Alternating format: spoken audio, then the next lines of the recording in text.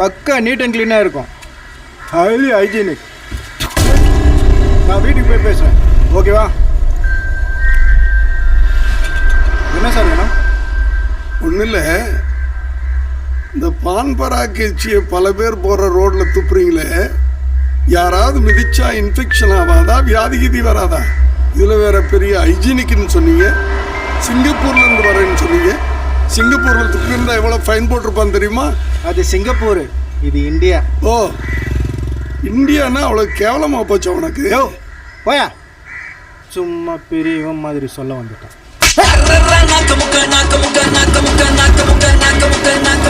ரோட்ல யார் வச்சு துப்புனா நீ அடிச்சிருவ.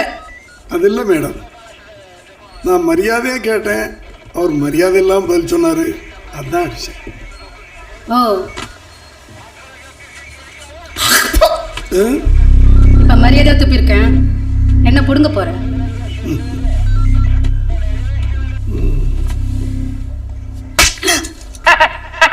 I am very happy. Start music.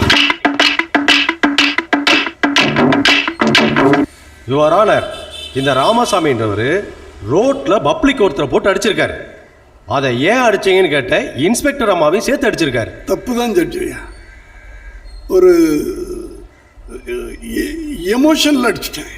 என்ன எமோஷனில் அடிச்சிட்டிங்களா? நான் கூட இங்கே துப்புறேன்னு வச்சுக்கோங்க, என்ன பண்ணுவீங்க?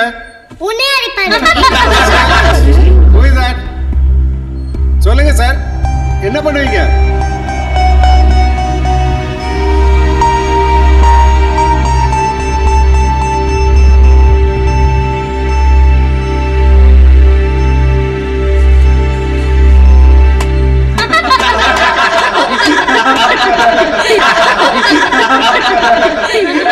ஐயா, ஒரு ஜென்டில்மேன் பான்பராக்கு எச்சியை ரோட்டில் துப்புனதும் இல்லாமல் சிங்கப்பூரை பெருமையாகவும் இந்தியாவை கேவலமாகவும் பேசினாரு, அதனால அடித்தேன்.